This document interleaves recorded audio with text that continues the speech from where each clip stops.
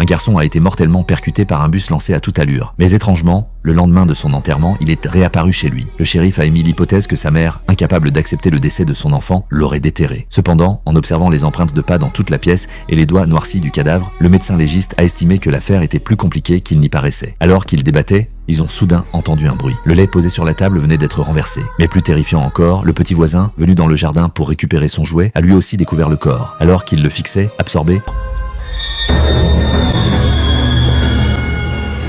l'histoire a commencé ce soir-là. Mario venait de rentrer chez lui quand sa femme lui a annoncé, paniquée, qu'elle entendait d'étranges sons provenant de l'évier de la cuisine. Au départ, le mari n'y a pas prêté attention, sachant que leur voisin Walter faisait des travaux. Mais sa femme a insisté, affirmant avoir entendu une voix humaine. En pleine nuit, alors que sa femme s'était levée pour aller aux toilettes, Mario a été réveillé par des coups. Furieux, il a attrapé sa chaussure en hurlant au voisin d'arrêter ce vacarme. Voyant que le bruit persistait sans réaction du voisin, excédé, il s'est précipité à sa porte pour l'invectiver violemment, menaçant d'appeler la police. À peine rentré chez lui après avoir évacué sa colère, il a réalisé que les chocs semblait provenir de la salle de bain. Intrigué, il y est entré et est resté pétrifié par ce qu'il a vu. Sa femme flottait inexplicablement dans les airs, tirée par une force mystérieuse et se fracassait contre le mur de manière incontrôlable. Terrifié, il a tenté de l'arrêter, en vain malgré tous ses efforts. Finalement, il n'a pu qu'assister, impuissant à la mort de sa femme. Suite à l'incident, Mario a été arrêté, soupçonné du meurtre de son épouse. Mais ce ne sont pas des policiers qui l'ont interrogé, mais 3 chercheurs spécialisés dans le paranormal. Ils lui ont directement fait part de leur conviction qu'il n'était pas le coupable. Puis, lui ont demandé s'il avait récemment vécu des événements étranges. Mario a immédiatement pensé à son voisin Walter, qui se comportait bizarrement ces derniers temps,